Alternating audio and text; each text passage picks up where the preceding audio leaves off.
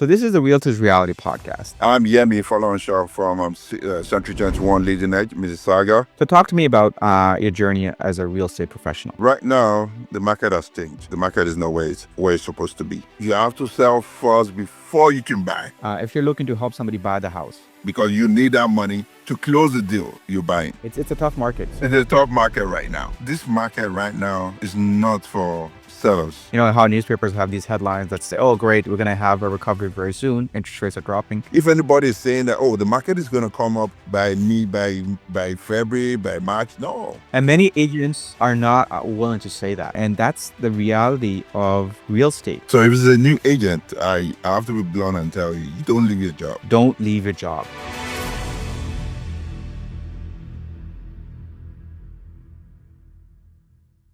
Hi, everyone. Welcome to the Realtors Reality Podcast. I'm super excited to have you today. Today, I bring with you a special guest from the GTA market, Yemi Follow Show. If I'm pronouncing it correct, please correct me. No problem. I'm Yemi Folanshaw from Century 21 Leading Edge, Mississauga. I'm a realtor for the past 5 years right now. And most of the time I do residential and commercial. Amazing. Welcome to the show, Yemi. Thank you. So this is the Realtors Reality Podcast. This is honest conversations about realtors for realtors. Okay, and people out there listening want to know what's working and what's not. Okay, so we're gonna take some of your honest takes about the current situation and how you do what you do to help your clients. And get them listed, get them new business, get them showings, get them the offers that they deserve. Okay, so talk to me about your journey as a real estate professional. Well, right now the market has changed. The market is not where it's supposed to be. Couple of years before, when you list the property, you sell it within less than a month, and then you cannot think of buying immediately. So then a couple of years ago, we what we do then was that sell, buy, and we could close the deal in less 30 days, 60 days, 45 days. But in the market we are right now, you can't do that. You have to sell first. Yeah. You have to sell first before you can buy. Don't sell. What that means exactly? Sell first before you buy. So if you're selling, if you're looking to help somebody buy the house, if they haven't sold, you wouldn't recommend. I wouldn't recommend them to buy, because if they buy, and if the other property is not sold, then there's a problem, because you need that money to close the deal you're buying. Yeah, it's a tough market. So, It's a tough market right now. what do you think with the interest rates are going, and where unemployment is, and all this talk? We're in January 2025, by the way. Where all this talk about, the tariffs coming in. Do you see the economy recovering? Do you see it? Is it going to be a slow recovery? Is it going to be abrupt? Is it going to be better in the spring? What are your thoughts? It's going to be slow. It's going to be slow. It's going to be very, very slow. So what would you recommend to realtors who are either starting out, who are struggling, or people who are looking to list, or people who are looking to buy? What are your thoughts? What should they do? This market right now is not for sellers. I will advise them to stay longer. They shouldn't sell right now, because this market is not for them. Okay. And people that are using the opportunity to buy too, is a good market for people to buy. Right. Yeah, because right now the price of these properties has come down. Sure. Before, when the market was crazy, 3 years ago, 2 years ago, we're buying 400 over asking, 500 over asking. But right now, the market has gone down. And right now, you can decide on giving anybody any price right now. And if they want to work with you, they will. If they don't want to work with you, they'll tell you, oh, what you're giving is too low. So it now depends on the seller itself that, oh, okay, let me see. Am I going to get on that offer or not? Right now, the market, there's no 10 offers on one house, 20 offers. No, it's not happening in this market. Yeah, that was a different world. Exactly. At that point, I feel like most realtors were, customer service reps, because they were versus actual sales professionals. Exactly. It's so different. But at that point, you put a listing up even before it went up on the MLS. There would be showings and people showing up at the. It was a flurry. It was a crazy market, It was. and now it's like almost complete opposite. You can have a property and it's beautiful and it's rightly located and there are families that can benefit from it. But buyers aren't ready to buy it. No, because most buyers right now have they really spend more and their savings right now. What they have right now is just for them to cushion themselves just to pay their mortgage.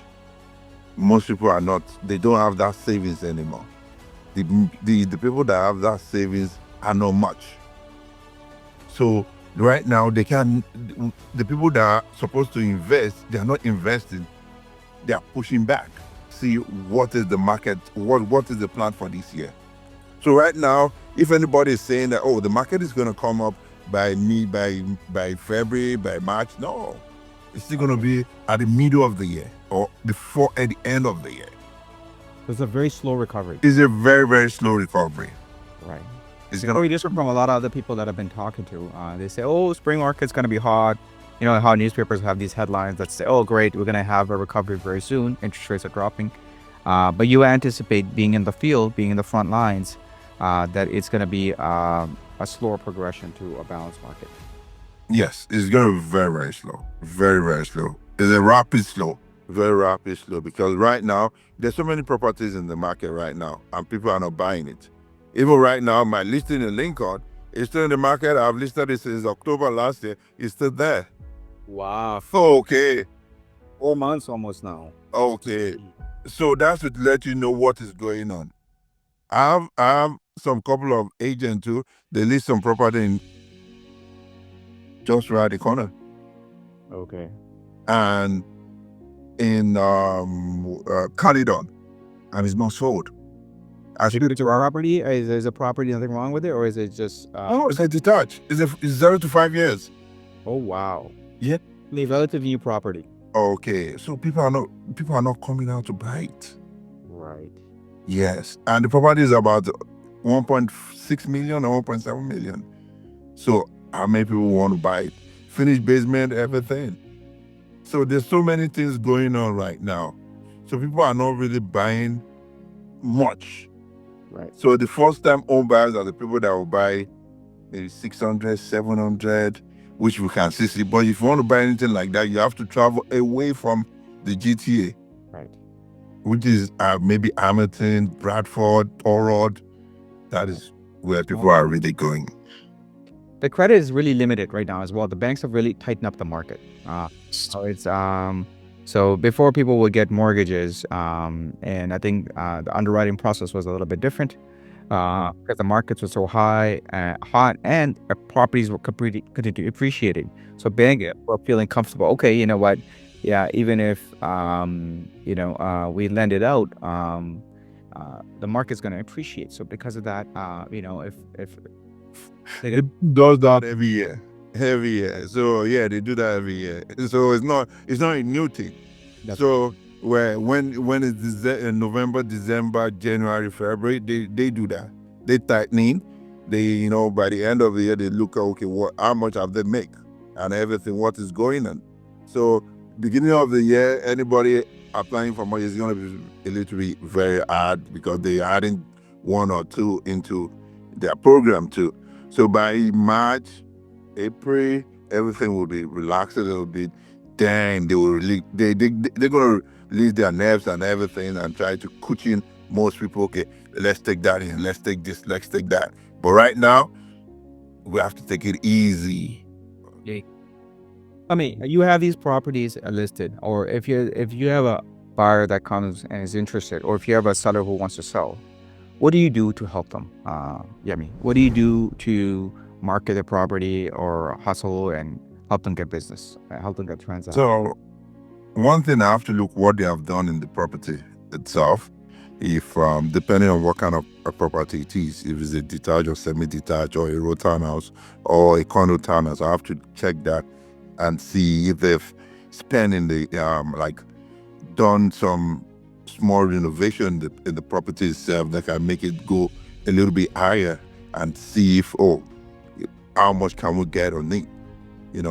That is more important. And maybe when they bought it was rug, maybe they've changed to wood, maybe they've changed some little other things, maybe the countertops, the bathroom, changed so many things in there, so that again will make them to sell fast again. Then So if you you look at the quality of the property, you see the upgrade, you see how marketable and sellable it is. That's the first thing you assess. Yes. Okay. Then I look at the backyard again. What kind of backyard? Did they do anything in the backyard for summer period and everything? Those are the key things that most people want to see. And if your backyard is well done, Okay. then they were like, okay, I think I could get these So you're looking at the intrinsic value of the property. of the property itself. Therefore, All pricing. Do you look for pricing? I will look for pricing when I see all that is being done. Okay. So you factor the amenities. I factor that, yes. I factor that in. Okay. Then I look how many years have we got the property, which is more key and more important. Then I have to know what you have on ground and what is going on. I have to check all both sides before knowing what step am I going to take. And again, I have to check, okay, hold on, are you buying another property or what do you want to do? So I know what exactly I'm going to factor in there. So if you're buying another property, so I know that, okay, in the situation report means that we have to sell before we can buy. Right. We don't buy before we sell. In this market we are, it will work that way. So we have to sell, then we'll know which area we're going. So how do you go about selling the property then? How do you market the property to attract buyers? So I have to see the house. I have to do the staging. Okay. I have to do all the stagings in the rooms, in the living room. If the basement is done, sometimes we may not stage the basement, but we can just do a little, put like flower vase and some other things in there to make it, Look a little bit appealing to the. right, exactly. So we can do that then. What can I? You just did on MLS? Yeah, we list on MLS, realtor.ca. We list on those apps, then they see it from there. Got it. Okay. All right. It's a tough market, but you really believe it's a buyer's market. You recommend that people sell first before they buy, and you believe that you look at the property value, you assess it, and then from that, you're able to draw up the pricing, agree with the client, and then you market it on MLS. Do you help create emails? Do you use database to get the word out? You share with other realtors? How do you get the word out? So basically, I share with other realtors, we have some WhatsApp group on. Okay. Yeah, we have a WhatsApp group for time. What's up? So this is very powerful, and a lot of people will undermine this strategy. But WhatsApp referrals creates so much quick generation for people because it's almost like a word of mouth. So if you have groups or access to groups in WhatsApp communities, it's literally a community. And if people are talking to each other and saying that, hey, I have a listing that's this price, this location, this house. If you have anybody, that is immediate access. I think a lot of people don't see it and don't understand the value of it. Very powerful. So I most of the time we use that. Then some Facebook. We use WhatsApp to get that on. I'm on African real estate. Okay. In Canada, so I put in there. Some people comment and everything. So okay, I have a client that's going to go look at it. So we can make a deal happen from there too. Yeah. And so that's phenomenal as well. So specific ethnic groups, if you have access to, that's a very close knit community. So I'm from South Asia, so I have access to some WhatsApp groups that are business oriented, and they're very close knit, and everybody kind of goes out of the way to help each other out. So if you have that community you tap into, your your ability to market the property for your clients is different, right? And it helps you get the word out quicker for a specific type of audience, which is part of it, Yes. right? Okay. So learned a lot about your journey.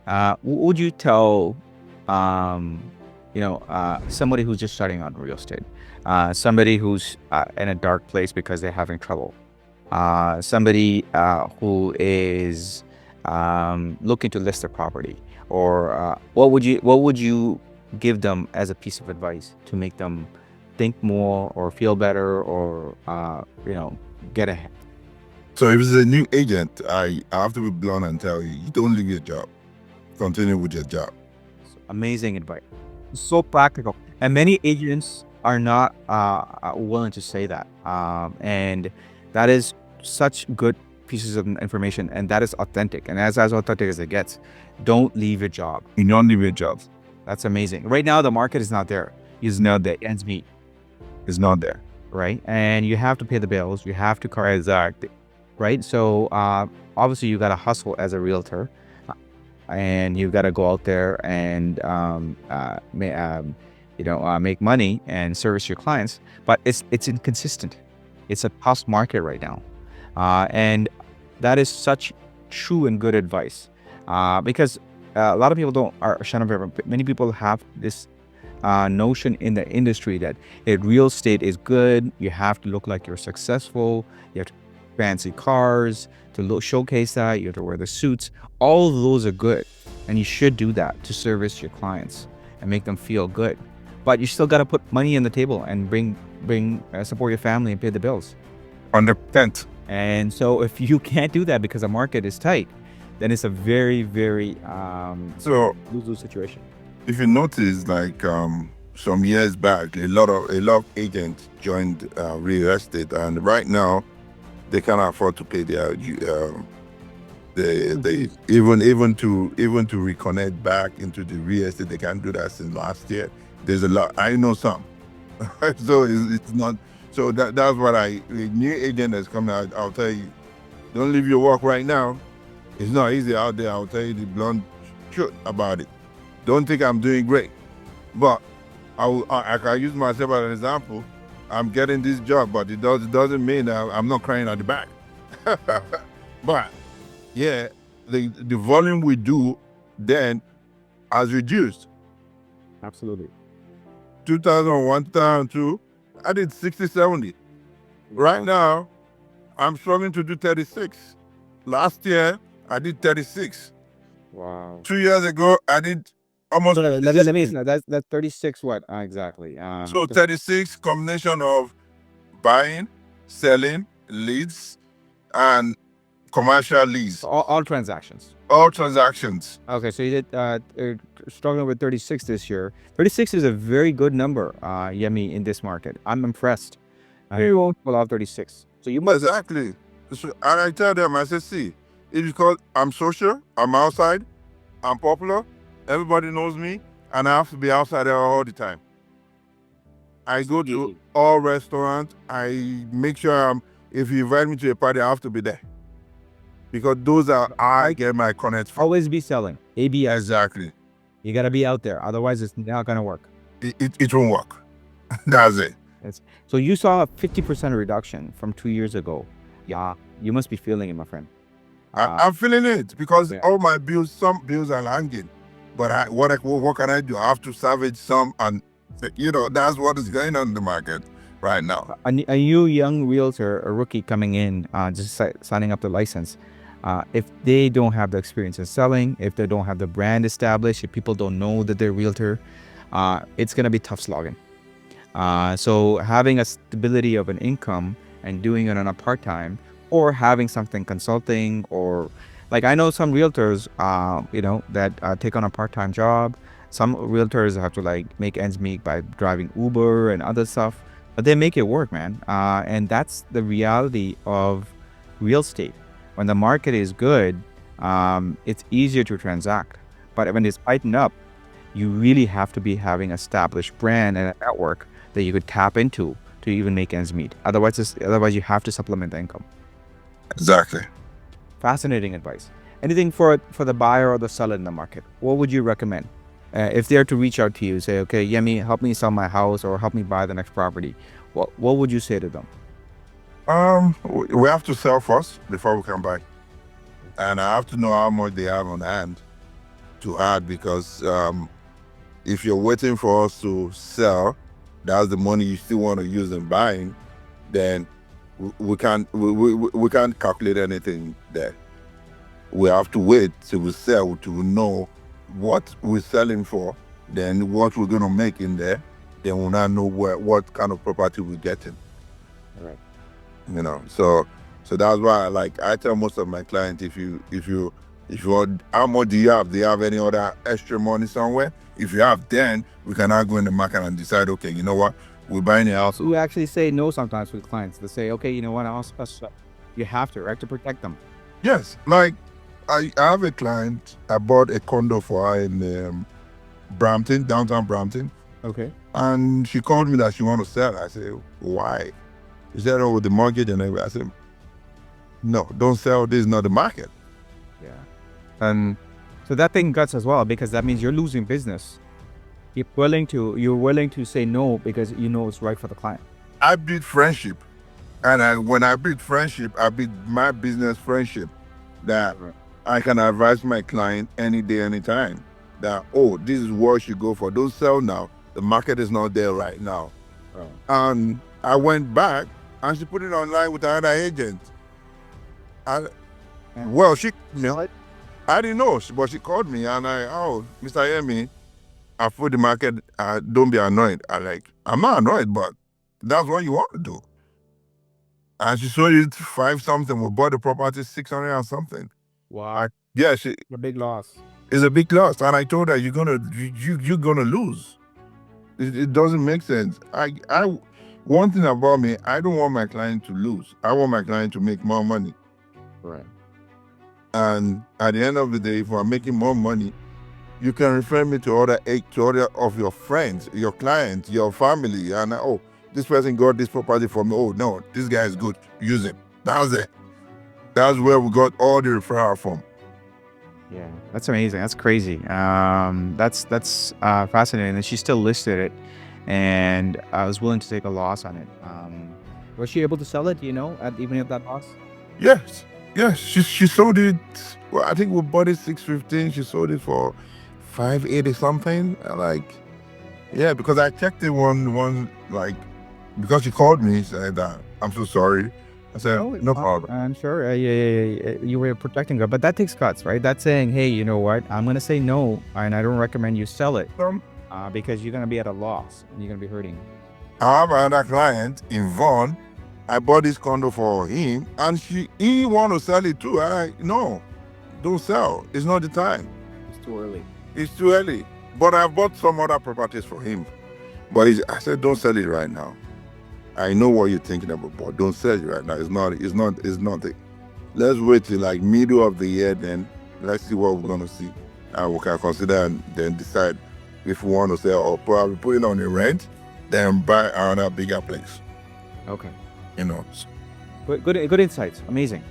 So I'm gonna do something a little bit lighter now, as we're approaching the end of this episode, just so we can get some of your perspectives on how you do things. Something silly, So I'm gonna do something called the lightning round. Okay, Yemi. The lightning round is like this or that, and then you pick one. Okay. So and this way people get to understand, hey, what kind of personality you are. Okay. So you ready? So the lightning round is okay, rapid fire questions, and the first question is, an open houses snacks, yes or no? So. Okay. In staging or as is? Staging. Okay. More interested in first showing of the day or the last showing of the day? First showing of the day. Okay. Do you prefer call or text? Call. Okay. Professional photos or iPhone pics? Both. Weekend open houses or weekday? Weekend. Oh, so there you go. I did one episode. Somebody's like a weekday open house. I'm like, that's a very tough open house. They're like, yeah, we do it on the weekday. I'm like, how does this go to work? Go to work. You're like, yeah, I don't like doing it on the weekend. I'm like, that's when people are shopping for homes. When they're gonna go look for homes? Let people do it. It's crazy, but to each their own. I was shocked as well. Well, thank you so much again for being on our podcast today, Yemi. I'm sure our audience and your audience are gonna learn a lot from these insights. And love the authenticity and the truth that you put out there. So I'd love to have you back on the show some other time. But we're gonna be posting these. Look for them. We'll mention you in the podcast. No problem. And we'll build on it. Okay.